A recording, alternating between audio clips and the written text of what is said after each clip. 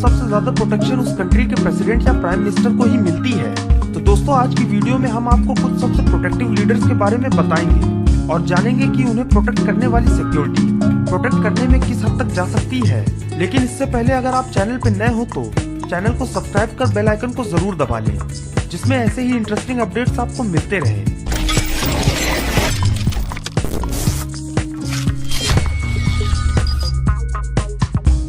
Kim Jong Un जब south Korea गए थे तो किम एक आर्मर्ड मर्सिडीज में थे और उनकी मर्सिडीज के बाहर 12 बॉडीगार्ड कार के अगल बगल दौड़ रहे थे, जो कि बहुत अजीब था क्योंकि ज्यादातर देशों में बॉडीगार्ड बाइक से या कार से होते हैं, लेकिन किम जोंग उन में ऐसा बिल्कुल भी नहीं था। और आपको ये भी बता दें कि किम जोंग उन को प्रोटेक्ट करने के लिए 15,000 पर्सनल बॉडीगार्ड हैं। लेकिन इतना ज्यादा प्रोटेक्शन क्यों? वो इसलिए क्योंकि किम के बाप दादाओं को मारने की साजिश कई बार हुई थी और उन्हें भी कई बार मारने की कोशिश की गई है। शिंजो एब, जापान के इतिहास में सबसे युवा प्राइम मिनिस्टर शिंजो एब जब कहीं निकलते हैं तो उनके साथ हाईटेक आर्मर्ड कार का पूरा काफिला रहता है और इन कार्स में वो बॉडीगार्ड रहते हैं जिन्हें सिर्फ प्राइम मिनिस्टर को प्रोटेक्ट करने के लिए स्पेशल ट्रेनिंग दी जाती है। और सबसे अच्छी बात जो जापान को पूरी दुनिया से अलग बनाता है कि जब प्राइम मिनिस्टर का काफिला निकलता है तो सड़कों को ब्लॉक नहीं किया जाता, मतलब ट्रैफिक नहीं रोका जाता, बल्कि प्राइम मिनिस्टर के साथ चल रही सिक्योरिटी बस लोगों को अपनी कार स्लो करने को कहती है। आप खुद ही देख लो।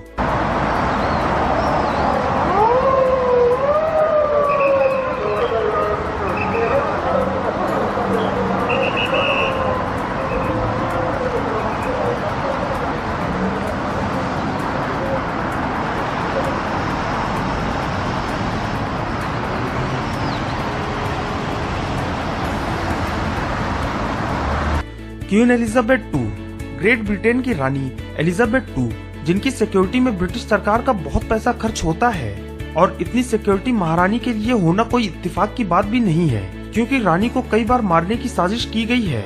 इसी वजह से ब्रिटिश गवर्नमेंट रानी की सिक्योरिटी में कोई कमी नहीं रखती और 24 घंटे हर वक्त उन्हें सिक्योरिटी में ही रहना पड़ता है। और ये एक नजर है महारानी की सिक्योरिटी का।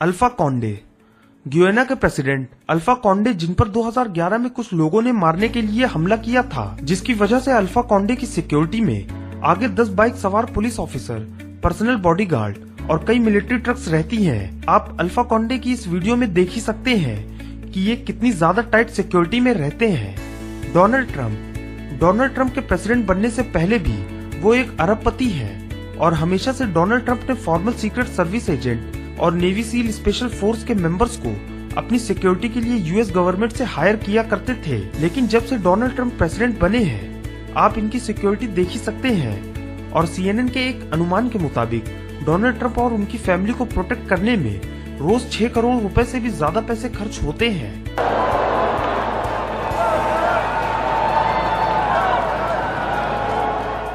व्लादिमीर पुतिन की सिक्योरिटी की रिस्पॉन्सिबिलिटी फेडरल प्रोटेक्टिव सर्विस के पास है, जो कि रशिया की ताकतवर सीक्रेट इंटेलिजेंस सर्विस है। और इस चीज की जानकारी किसी को नहीं है कि पुतिन की सिक्योरिटी में कितने लोग या किस किस तरह से सिक्योरिटी दी जाती है।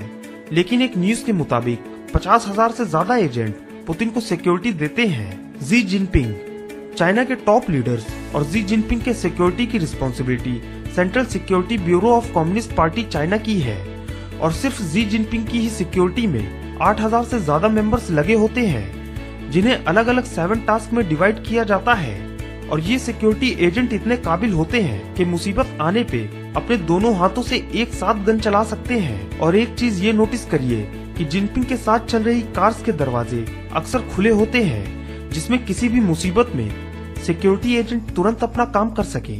द पोप, वेटिकन सिटी के हेड और स्पिरिचुअल गाइड द पोप की भी सिक्योरिटी बहुत टाइट रहती है और इन्हें प्रोटेक्ट करने वाली स्विस सिक्योरिटी भी वेल ट्रेंड होती है, क्योंकि 1981 में जॉन पॉल II को जान से मारने की कोशिश की गई थी, जिसकी वजह से सिक्योरिटी लेवल को और भी ज्यादा बढ़ा दिया गया था। और आज के वेटिकन सिटी के हेड पोप फ्रांसिस की सिक्योरिटी बहुत ज्यादा टाइट रहती है। तो बस दोस्तों, आज की वीडियो में बस इतना ही। चैनल पे नए हो तो चैनल को सब्सक्राइब कर बेल आइकन को जरूर दबाएं। वीडियो देखने के लिए धन्यवाद।